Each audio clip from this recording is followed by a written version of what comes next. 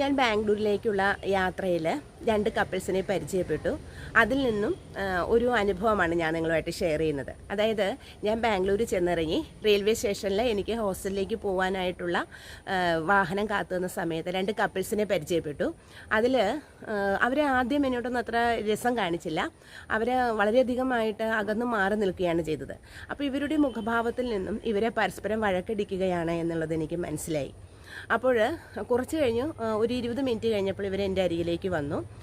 അപ്പോൾ ഞാൻ ആ സ്ത്രീയോട് ചോദിച്ചു, എന്തുകൊണ്ടാണ് നിങ്ങൾ വഴക്കടിക്കുന്നതെന്ന്. അപ്പോൾ അവർ പറയുകയാണ് ചെയ്തത്, അവർക്ക് ചെറുപ്പകാലം മുതൽ ഒരു ശീലമുണ്ട്. അതായത് നല്ല ജീവിത സാഹചര്യങ്ങളെയാണ് അവർ ഇഷ്ടപ്പെട്ടിരുന്നത്. കുട്ടിക്കാലം മുതൽ അവർ നല്ല ആഡംബരമായിട്ടുള്ള ജീവിതമാണ് മുന്നോട്ട് നയിച്ചുകൊണ്ടിരുന്നത്.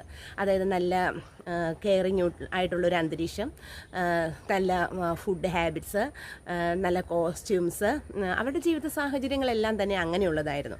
പക്ഷേ ആഫ്റ്റർ മാരേജ് വേറൊരു ലൈഫിലേക്കാണ് അവരെ കടന്നു വന്നത്.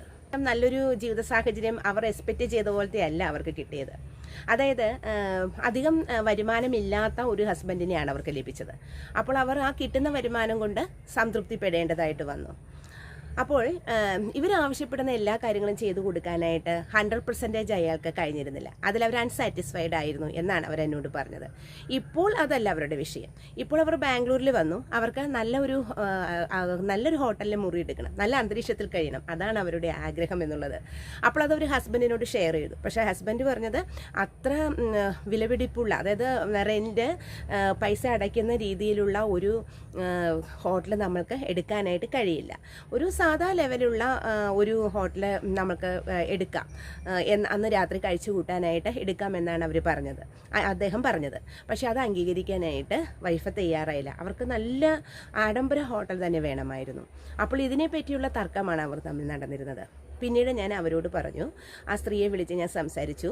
അതായത് നമ്മൾക്ക് എല്ലാവർക്കും after marriage, before marriage 2 stage ഉണ്ടല്ലോ. അപ്പോൾ ബിഫോർ മാരേജിന് മുമ്പ് നമ്മൾ ചെയ്ത ജീവിത സാഹചര്യങ്ങളൊന്നും തന്നെ ആയിരിക്കില്ല ആഫ്റ്റർ മാരേജ്. അപ്പോൾ 2 ലൈഫ് സിറ്റുവേഷനിലൂടെ നമ്മൾ കടന്നു പോകുന്നുണ്ട്.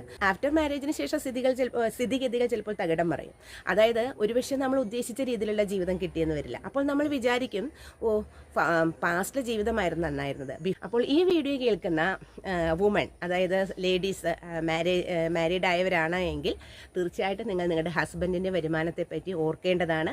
നിങ്ങളുടെ ഫാമിലിയിലേക്ക് ഒരു മാസം ലഭിക്കുന്ന ഇൻകത്തെ പറ്റി ഓർക്കേണ്ടതാണ്. നിങ്ങളുടെ ഹസ്ബൻഡിന് നിങ്ങൾക്ക് ചെയ്തു തരാൻ പറ്റിയ ജീവിത സാഹചര്യങ്ങൾ എന്തൊക്കെയാണെന്ന് ചിന്തിക്കേണ്ടതാണ്. അല്ലാതെ ഒന്നും ചെയ്തു തരാൻ പറ്റാതെ വരുന്ന ആ സാഹചര്യത്തിൽ അയാളുമായിട്ട് വഴക്കടിച്ച് സമയം മുന്നോട്ട് പോയി അയാളെ ഡിസ്റ്റർബ് ചെയ്തുകൊണ്ട് ജീവിതത്തെ ഡിസ്റ്റർബ് ചെയ്യാനായിട്ട് ശ്രമിക്കുകയല്ല വേണ്ടത്.